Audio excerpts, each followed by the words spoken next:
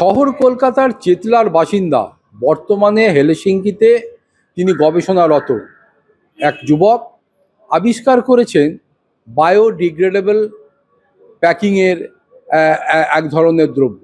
প্লাস্টিকের বিকল্প হিসাবে এই দ্রব্যটি ইতিমধ্যেই এই নর্ডিক দেশগুলিতে ব্যবহার কার্য শুরু করেছে এবং তার রিটার্নও খুব ভালো।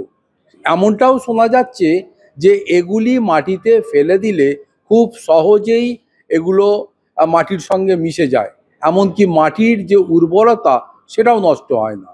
অন্যদিকে প্লাস্টিকের ব্যবহার ভারতবর্ষের মতো দেশগুলিতে, বিশেষ করে পশ্চিমবঙ্গেতে অতিমাত্রায় হওয়ার কারণে মাটির উর্বরতা যেমন নষ্ট হয়ে যাচ্ছে, তেমন প্লাস্টিকের বর্জ্য জমে আমাদের যে সোয়ারেজ বা ড্রেনেজ সিস্টেম আছে সেগুলো বিকল্প হওয়ার রাস্তায় চলেছে।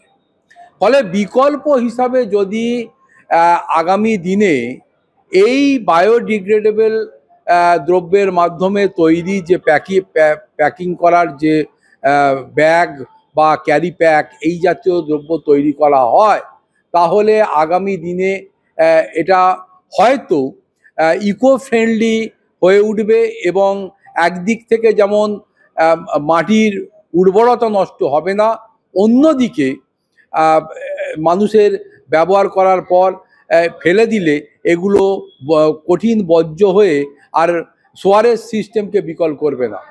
ফলে কলকাতা পুরসভা ইতিমধ্যেই কিন্তু এই বিষয়গুলিকে সামনে রেখে আগামী দিনে এর ব্যবহার বৃদ্ধি করা যায় কিনা বা ব্যবহার করার জন্য এটাকে গ্রহণ করা যায় কিনা তা নিয়ে ভাবনা চিন্তা করছে বলে জানিয়েছেন কলকাতা পুরসভার কঠিন বর্জ্য বিভাগের মেয়র পরিষদ দেবব্রত মজুমদার। প্লাস্টিকের একটা অর্থনৈতিকভাবে বিকল্প এবং টেকনোলজিক্যাল যে বিকল্প, এটা দরকার।